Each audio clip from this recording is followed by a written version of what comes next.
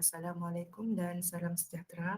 Hari ini saya akan membentang soalan percubaan sejarah kertas 2 dari Negeri Pahang 2021.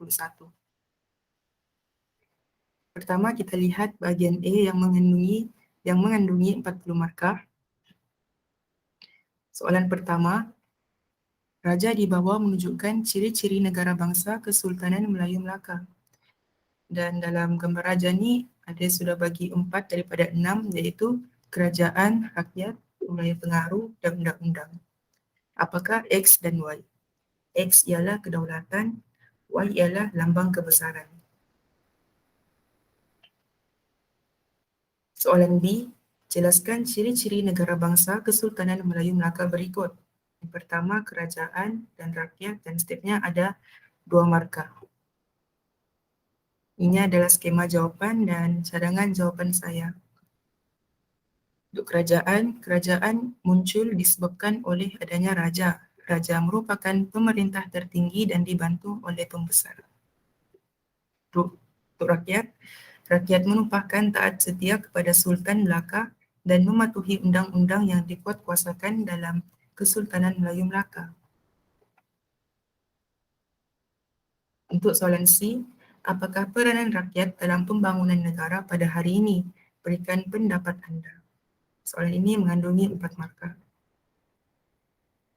Ini adalah cadangan jawapan saya. Antara peranan rakyat dalam pembangunan negara pada hari ini ialah mengamalkan prinsip rukun negara seperti rukun negara yang kedua, iaitu setia kepada raja dan negara. Rakyat perlulah mengelakkan kerjasama dengan musuh negara atau menjual rahsia negara yang boleh mengancam keselamatan negara. Selain itu, rakyat perlulah mematuhi undang-undang negara yang telah dikuatkuasa oleh pihak yang berkuasa untuk memastikan negara harmoni dan kesejahteraan rakyat dapat dikekalkan. Kesimpulannya, rakyat memainkan peranan yang penting dalam pembangunan negara pada hari ini supaya mampu berdiri sama tinggi dan duduk sama rendah dengan negara maju yang lain. Untuk soalan 2, gambar menunjukkan Force 136 yang berjuang menentang pendudukan Jepun di negara kita. Ditunjuk sini pasukan Watania Pahang dan gerila Melayu Kedah. Soalan A nyatakan cara penentangan mereka terhadap Jepun. British menubuhkan Southeast Asia Command SEAC yang berpusat di Colombo, Sri Lanka dan membentuk unit khas yang dikenali sebagai Force 136 pada tahun 1943. Anggota Force 136 telah mendapat latihan di Sri Lanka. Mereka kemudian dihantar ke Tanah Melayu melalui kapal selam atau diturunkan melalui payung terjun dari kapal terbang bertujuan mendapatkan sokongan orang Melayu serta menubuhkan pasukan gerila. Soalan B, bagaimanakah gerakan anti-Jepun berikut dilaksanakan? Yang pertama, operasi semut di Sarawak yang mengandungi 2 markah. Cadangan jawapan saya, operasi semut ialah siri operasi peninjauan yang dilakukan oleh unit HZ Australia sebagai sebahagian daripada kempen tentera bersekutu menentang Jepun di Sarawak. Operasi tersebut dilaksanakan oleh Jabatan Peninjauan Perkhidmatan Australia atau Australian Services Reconnaissance Department SRD untuk mengumpulkan risikan dan melatih orang tempatan melancarkan perang gerila melawan Jepun. Untuk pemberontakan Jesselton Double Ten di Sabah, pemberontakan Jesselton Double Ten di Sabah diketuai oleh Albert Kwok. Kumpulan Albert Kwok yang dikenali sebagai gerila Kinabalu telah melancarkan serangan terhadap pejabat pentadbiran, balai polis dan kemudahan tentera Diraja Jepun serta membunuh tentera Jepun di Jesselton. Untuk soalan C, bagaimanakah sifat berani berkorban yang ditonjolkan oleh pasukan tentera boleh diteladani oleh generasi kini bagi memantapkan kedaulatan negara? Untuk soalan ini tiada cadangan jawapan, mungkin saya terlepas pandang. Untuk skema jawapan dia bagi ada 5 fakta dan boleh pilih mana-mana antara 4 tersebut. Fakta pertama, berani menghadapi cabaran hidup. Fakta kedua, sedia meninggalkan negeri untuk keluar menuntut ilmu. Yang ketiga, sanggup menanggung risiko dan mengutamakan negara tanpa belot kepada negara. Dan yang terakhir, tidak takut menghadapi musuh negara. Mana-mana jawapan adalah munasabah. Soalan 3, demokrasi berparlimen diterima sebagai sistem pentadbiran negara kita dan dilaksanakan dengan cara tersendiri yang mengutamakan kestabilan politik dan kesejahteraan rakyat.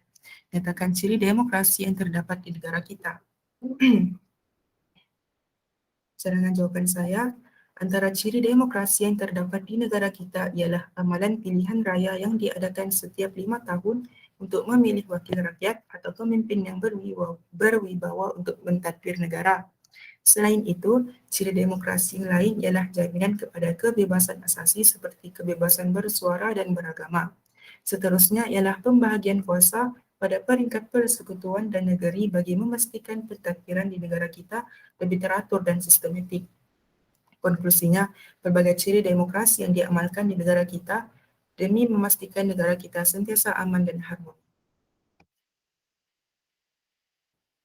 Soalan B, mengapakah pilihan raya menjadi amalan penting dalam negara yang mengamalkan demokrasi berparlimen? Pilihan raya, soalan ini mengandungi 3 markah. Pilihan raya menjadi amalan penting dalam negara yang mengamalkan demokrasi berparlimen kerana sebagai bukti demokrasi dilaksanakan di Malaysia. Hal ini demikian kerana tanpa pilihan raya, tidak mungkin sesebuah negara mampu memenuhi ciri demokrasi tersebut. Selain itu, pilihan raya juga memberi hak kepada rakyat untuk memilih pemimpin yang berwibawa bagi mencorakkan pemerintahan demi kemakmuran negara. Dalam pada itu, pilihan raya juga mampu memberi keadilan kepada semua pihak kerana mereka mampu untuk membuat pilihan mengikut fahaman politik dan kepentingan masing-masing. Kesimpulannya, terdapat pelbagai kepentingan mengamalkan pilihan raya di negara kita untuk memastikan kesejahteraan rakyat dan keamanan negara. Untuk soalan C, pada pendapat anda, apakah langkah yang boleh dilakukan untuk mewujudkan pilihan raya yang telus dan adil? Pada pendapat saya, antara langkah yang boleh dilakukan untuk mewujudkan pilihan raya yang telus dan adil ialah menggunakan senarai daftar pemilih yang terkini bagi mengelakkan individu menggunakan identiti palsu untuk mengundi parti yang disokong. Selanjutnya, kita perlu mengelakkan amalan politik wang dalam proses pilihan raya bagi membolehkan rakyat fokus memilih pemimpin yang berintegriti dalam menjalankan tugas. Tambahan pula, mana-mana calon yang tidak berpuas hati dengan keputusan pilihan raya boleh mencabar di Mahkamah Pilihan Raya terutamanya jika wujud unsur penipuan dan tipu hela.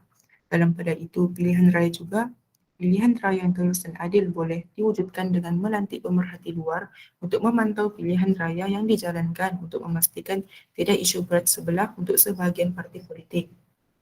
Konklusinya, berbagai langkah yang boleh dilakukan untuk mewujudkan pilihan raya yang telus dan adil bagi memastikan negara dipimpin oleh pemimpin yang berwibawa. Untuk soalan terakhir untuk bahagian A, Malaysia turut terlibat dalam program yang dilaksanakan oleh Commonwealth yang menunjukkan kewibawaan negara kita di peringkat dunia serta lantang menyuarakan pandangan dalam pelbagai isu, antaranya ialah isu berkaitan dasar apartheid yang telah menarik perhatian Commonwealth. Apakah yang dimaksudkan dengan dasar apartheid? Ini cadangan jawapan saya salah copy, jadi kita tengok skema jawapan saja. Untuk fakta pertama, dasar apartheid adalah dasar pemisah kaum antara kulit putih dan kulit hitam yang meletakkan orang yang berkulit hitam di kedudukan yang rendah dan memberikan lainan kelas kedua. Maksudnya lainan yang lebih kurang macam berat sebelah lah. Jadi ia mewujudkan diskriminasi antara kaum dan hal ini adalah sah dari segi undang-undang. Dan fakta terakhir, kulit putih kekalkan dominasi. Untuk soalan B, terangkan penglibatan Malaysia dalam usaha menentang pelaksanaan dasar tersebut. Malaysia merupakan antara negara yang lantang menentang dasar ini. Malaysia mengutuk Afrika Selatan yang menyalahgunakan hak asasi manusia dengan membezakan hak seseorang berdasarkan warna kulit. Pendirian Malaysia mendapat sokongan anggota Commonwealth yang lain dan ketegasan Malaysia menyebabkan Afrika menarik diri dari Commonwealth. Pada pendapat anda, mengapakah kita perlu menghormati hak asasi manusia? Tiada cadangan jawapan untuk soalan ini.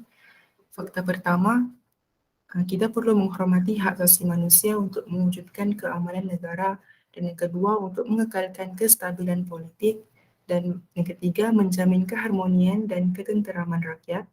Fakta keempat mengukuhkan ekonomi, dan yang kelima mengelakkan berlaku perpecahan, dan yang keenam kebebasan setiap individu. Ya, sebab kebebasan setiap individu tersebut. Soalan ini ada 2 markah.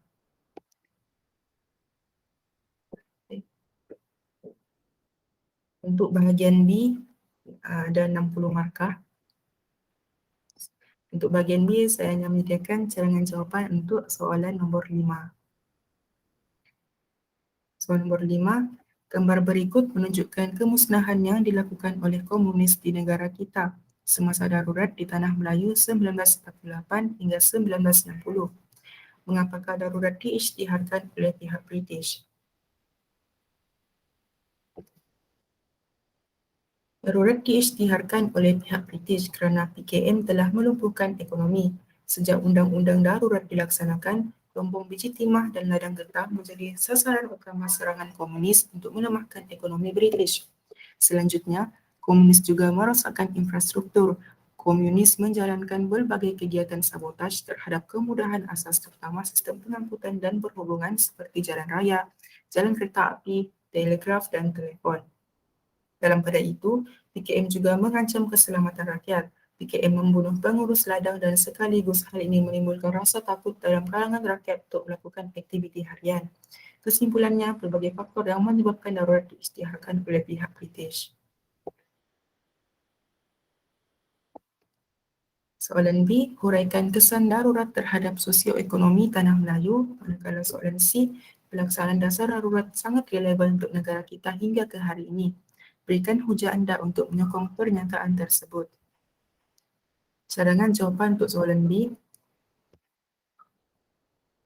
Antara kesan darurat terhadap sosioekonomi Tanah Melayu ialah kos perbelanjaan meningkat. Kos yang tinggi diperlukan untuk memenuhi keperluan tentera, untuk menjaga keselamatan rakyat dan juga menyelesaikan masalah penempatan semula penduduk di pinggir hutan. Seterusnya, darurat menyebabkan penderitaan dan kesengsaraan kepada rakyat. Hal ini demikian kerana kawasan ladang dan lombong menjadi sasaran serangan komunis menyebabkan kegiatan ekonomi terjejas, pengeluaran tanaman padi dan makanan lain semakin berkurangan. Akhirnya, harga barang, makanan dan keperluan harian melambung tinggi. Dalam pada itu, darurat juga menyebabkan wujud kerenggangan hubungan kaum kerana rancangan penempatan semula kaum baru didominasi oleh kaum tertentu. Kawalan pasukan keselamatan yang ketat juga menyebabkan hubungan dengan kaum lain terbatas. Kesimpulannya, darurat memberi kesan buruk terhadap sosioekonomi Tanah Melayu. Untuk soalan 5C, pelaksanaan darurat sangat relevan kepada negara kita hingga ke hari ini kerana darurat pernah dilakukan pada tahun 1948 untuk menentang komunis. Perkara ini sememangnya dilakukan untuk melindungi rakyat dari ancaman nyawa akibat kekejaman PKM. Selain itu, darurat juga dilakukan untuk menjaga keamanan dan kestabilan negara seperti rusuhan kaum yang pernah berlaku pada tahun 1969 yang melibatkan orang Melayu dan Cina sehingga berlaku pertumpahan darah. Rusuhan ini bermula di Kuala Lumpur dan mula merebak ke beberapa bandar utama. Oleh itu, untuk memberhentikan rusuhan ini terus merebak, darurat dilakukan. Seterusnya, darurat dilakukan untuk menjaga kesihatan rakyat untuk mengelakkan rakyat dijangkiti penyakit berbahaya seperti COVID-19. Kesimpulannya, darurat sering dilakukan untuk menjaga keselamatan rakyat dan negara kita. Soalan nombor 6, kemerdekaan sememangnya sangat dinantikan oleh seluruh rakyat Tanah Melayu. Bagi memastikan detik ini bermakna kepada negara dan rakyat, beberapa persediaan telah diatur pada peringkat persekutuan dan negeri. Soalan A, jelaskan peranan jawatan kuasa sambutan dalam menyambut kemerdekaan. Soalan ini ada 6 markah. Fakta pertama, antara peranan jawatan kuasa sambutan adalah memeriahkan sambutan peringkat ibu kota dan negeri. Fakta kedua, menghias bangunan sekitar bandar, jalan raya, padang kelab Selangor dengan lampu dan seterusnya 75,000 bendera Persekutuan Tanah Melayu ditembah khas dari kilang kain di Jepun Dan selain itu, mereka juga menyediakan pakaian khas untuk menteri atau pegawai kerajaan dan menganjurkan kursus khas yang berkaitan protokol untuk pegawai kerajaan. Dan terakhir, mereka memberi gaji lebih awal seminggu kepada kaki tangan kerajaan untuk persiapan menyambut kemerdekaan. 6B, detik yang penuh bersejarah telah berlangsung di Stadium Merdeka pada 31 Ogos 1957. Terangkan peristiwa tersebut. Soalan ini ada 6 markah. Fakta pertama, upacara sambutan kemerdekaan diadakan dengan gemilang berarakan perbarisan pasukan tentera dengan kehadiran orang ramai yang dianggarkan 20,000 orang. Tunku Abdul Rahman tiba di perkarangan stadium disusuli oleh Raja-Raja Melayu yang di-Pertuan Agong dan Permaisuri serta Duke dan Duchess of Gloucester. Fakta yang kelima, bunyi nafiri setiap kali pembesar negara tiba. Duke of Gloucester mewakili kerajaan British memberi ucapan menyerahkan serta surat perlembagaan serahan kuasa kepada Tunku Abdul Rahman. Tunku Abdul Rahman membaca pemasyuran kemerdekaan bagi mengisytiharkan kemerdekaan Tanah Melayu dan Tunku Abdul Rahman juga melaungkan merdeka sebanyak 7 kali. Dan ia juga disusuli laungan azan menandakan kesyukuran. Bendera Persekutuan Tanah Melayu dinaikkan dengan iringan lagu Negaraku. 101 das tembakan meriam dilepaskan menandakan negara merdeka dan berdaulat. Boleh pilih mana-mana antara 6 fakta. Soalan C, petikan tersebut berkaitan dengan kemerdekaan negara. Georgetown, 9 Ogos, sempena menyambut bulan kemerdekaan ini, seorang veteran Tentera Darat Malaysia TDM hari ini menyeru agar rakyat Malaysia mengambil iktibar daripada peristiwa yang terjadi pada masa lepas untuk mengukuhkan lagi perpaduan dan semangat patriotik. Yahya Hussein 65 berkata, masyarakat khususnya anak muda perlu menanamkan semangat cintakan negara dan mempertahankan keamanan negara yang dilihatnya semakin berkurangan dalam kalangan masyarakat. Harapan saya buat rakyat Malaysia, khususnya anak muda yang akan mewarisi negara supaya sentiasa menjaga keamanan. Jangan runtuhkan kemerdekaan yang kita telah kecapi, bukan senang untuk capai kemerdekaan. Orang terdahulu bermati-matian untuk keamanan kita sekarang. Sebagai individu yang sanggup menggadaikan nyawa demi keamanan dan perpaduan negara, beliau sedih melihat segelintir pihak dan individu yang tidak bertanggungjawab sengaja mewujudkan provokasi demi kepentingan sendiri. Seorang anggota keselamatan diibarat sebagai mati hidup semula bagi pagar yang melindungi semua. Buat generasi muda, kenang dan hayatilah perjuangan orang terdahulu. Fikir sebelum bertindak, hargai keamanan ini, katanya. Jelaskan maklumat yang anda peroleh daripada petikan tersebut. Sebagai warga negara yang bertanggung jawab, bagaimanakah anda mempertahankan kemerdekaan yang dikecapi oleh negara kita pada hari ini? Soalan ini ada 4 markah dan skema jawapan bagi 9 fakta. Fakta pertama ialah kita boleh mengutamakan perpaduan antara kaum, kita boleh menyelesaikan masalah melalui rundingan dan mengelakkan segala pertumpahan darah. Lepas tu kita mempertahankan institusi raja, mengamalkan prinsip rukun negara, menghormati agama, budaya dan bangsa lain, terutamanya kita yang mempunyai pelbagai bangsa seperti Melayu, Cina, India di Malaysia ni.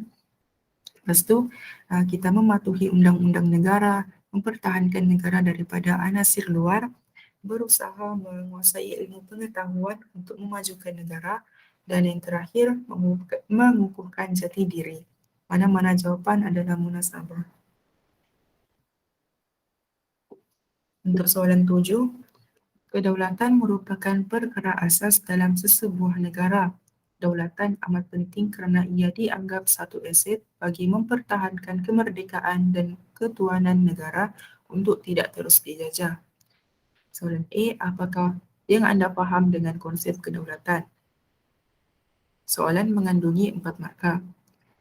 Jadi konsep kedaulatan ialah satu konsep berkaitan kenegaraan yang bermaksud kekuasaan tertinggi pada sesebuah negara.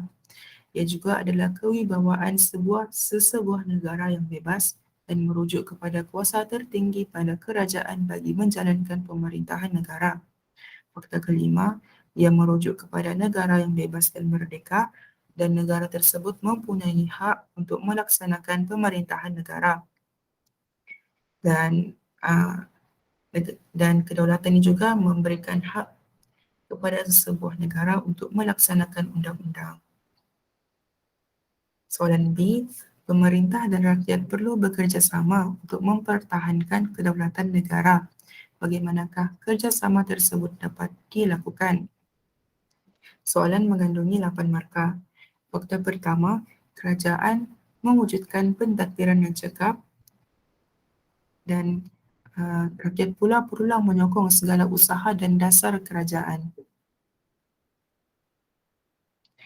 Yang kedua, pemimpin mengelakkan amalan rasuah dalam pentadbiran manakala rakyat memilih pemimpin yang berwibawa dalam pilihan raya.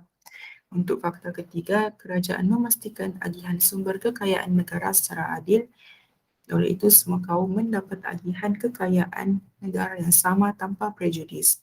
Fakta keempat, kerajaan melaksanakan undang-undang negara manakala rakyat pula perlu mematuhi undang-undang. Fakta kelima, kerajaan mengutamakan kebajikan rakyat manakala rakyat pula perlu mempunyai semangat sanggup berkorban dalam mempertahankan negara. Fakta keenam, kerajaan merancang pembangunan ekonomi manakala rakyat akan menguasai pelbagai kemahiran.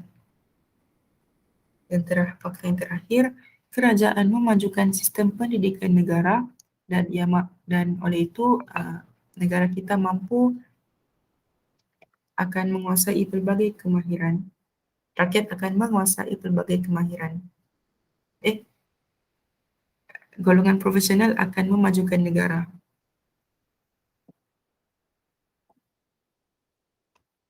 Soalan C, kedaulatan negara kita terancam kerana wujudnya ancaman dari luar.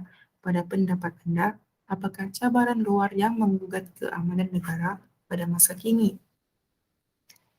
Fakta satu ialah pencerobohan.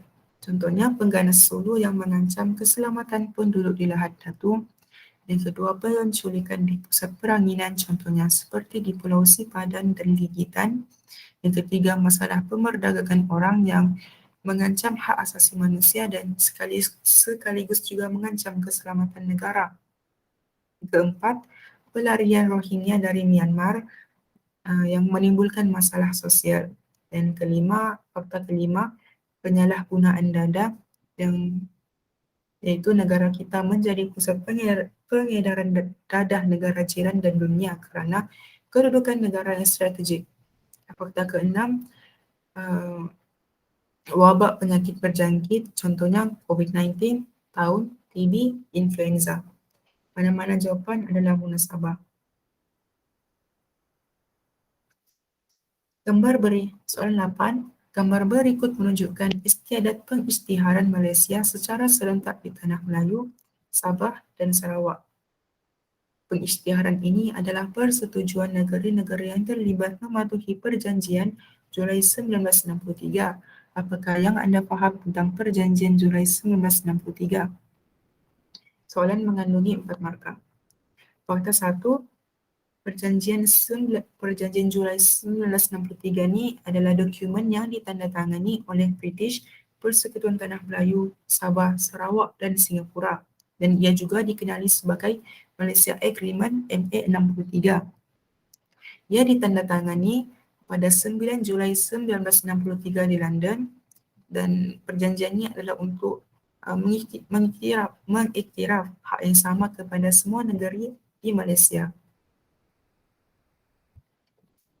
Soalan B, jelaskan kepentingan Perjanjian Malaysia 1963 kepada penduduk Sabah dan Sarawak. Soalan mengandungi 8 markah. Fakta 1, antara kepentingannya adalah untuk kemerdekaan negeri Sarawak dan Sabah iaitu pada tarikh 31 Ogos 1963. Fakta kedua adalah peruntukan bilangan kerusi di Parlimen iaitu 16 kerusi di Sabah, 24 kerusi di Sarawak, 15 kerusi di Singapura.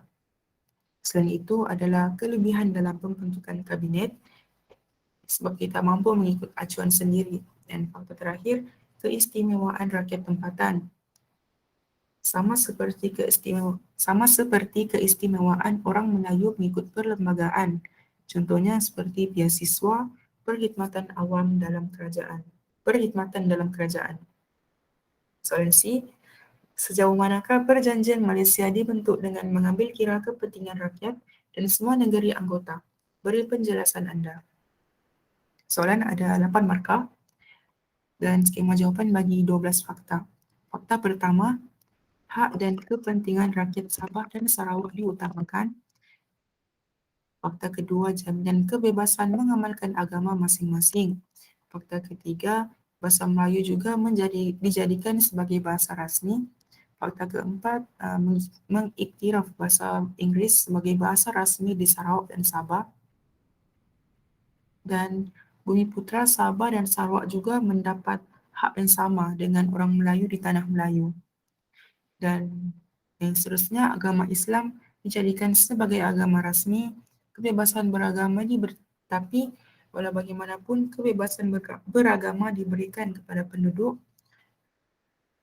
dan memberikan hak mutlak kepada penduduk tempatan tanpa mengira kaum untuk mentadbir negara. Seterusnya, semua kaum melahirkan identiti masyarakat yang merdeka. Semua kaum dilindungi oleh perlembagaan negara. Pembagian kursi yang adil kepada Sarawak, Sabah dan Singapura. Dan semua kaum bebas mencari rezeki, peluang ekonomi, bebas bergaul dan sosial. Soalan yang ke-9. Petikan berikut merujuk kepada pelaksanaan dasar ekonomi baharu DEB. DEB yang berlangsung dari tahun 1970 hingga 1990 terbukti mencapai kejayaan dalam mencorakkan Malaysia dengan objektif membasmi kemiskinan tegar dalam kalangan rakyat, iaitu daripada kadar 50% pada awal 70-an kepada kurang 1% ketika ini. Soalan A, huraikan latar belakang pembentukan DEB di negara kita. DEB telah dilaksanakan dalam tempoh 20 tahun bermula pada tahun 1970 hingga 1990. Rancangan pembangunan dan DEB ini adalah berkaitan tentang rancangan pembangunan ekonomi dan perpaduan negara. Ia juga dilancarkan melalui rangka rancangan jangka panjang pertama RRJP 1 dan disebabkan DEB ini Majlis Perundingan Negara atau dikenali sebagai MAPEN telah ditubuhkan pada Januari 1970. MAPEN telah dianggotai oleh pelbagai lapisan masyarakat dan tujuannya adalah untuk mengadakan garis panduan. Dan DEB ini adalah berkaitan tentang kerjasama antara kaum dan integrasi nasional. Fakta seterusnya adalah untuk memupuk identiti kebangsaan dalam kalangan rakyat. Hasilnya terbentuk satu dasar ekonomi negara dan beberapa pakar dari dalam dan luar negara merancang merangka dasar ini. Seperti Dr. Rais Saniman, Dr. Jas Fallon, dan Dr. Jack R. Parkinson. Mana-mana antara 4 fakta tersebut. Soalan B, bagaimanakah DEB meningkatkan taraf hidup rakyat di luar bandar dan bandar? Untuk penduduk luar bandar, tumpuan diberikan kepada penduduk yang miskin yang terdiri daripada petani, pekebun getah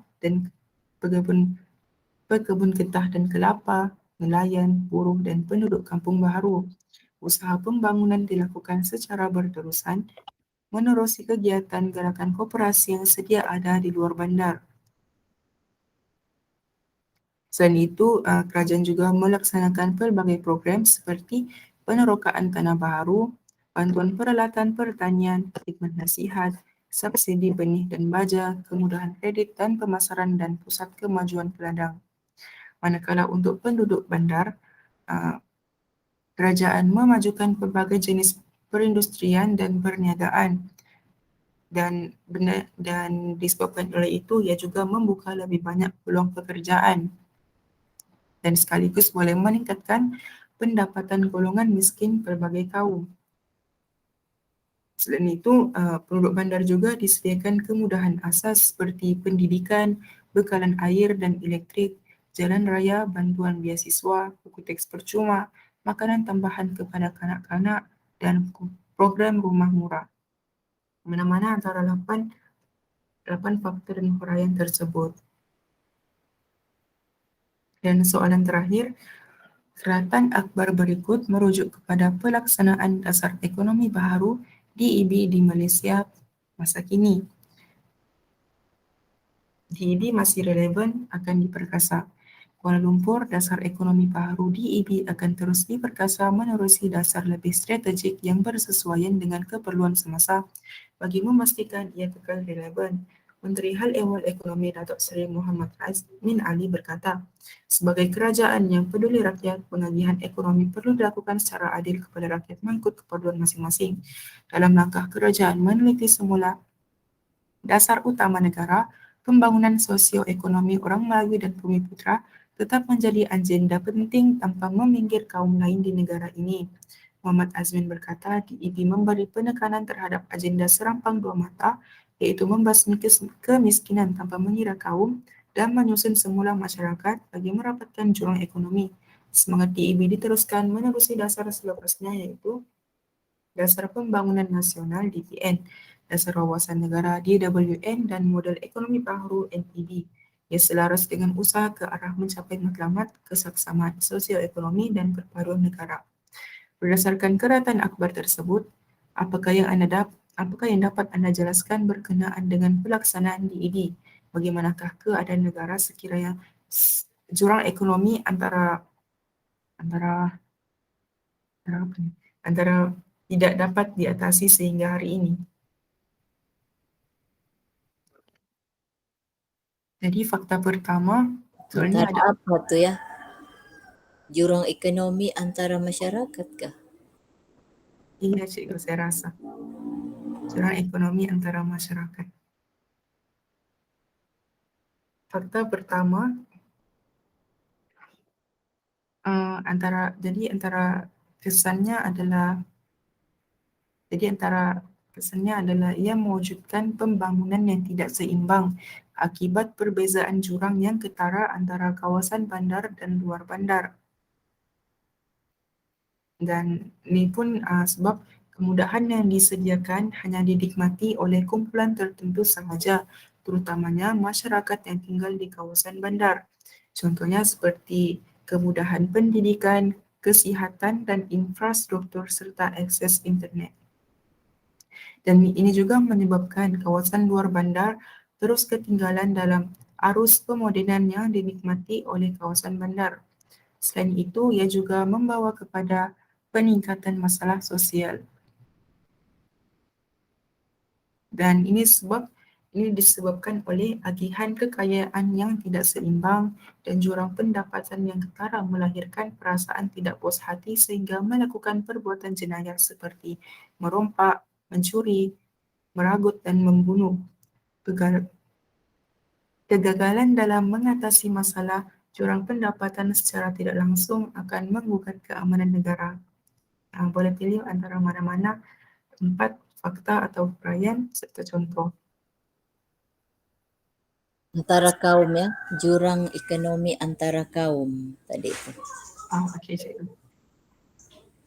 Sekian, terima kasih. Okey, makasih banyak apa tu Canas. Jadi saya rasa yang macam paling mencabar ni soalan negeri Pahang ni ya.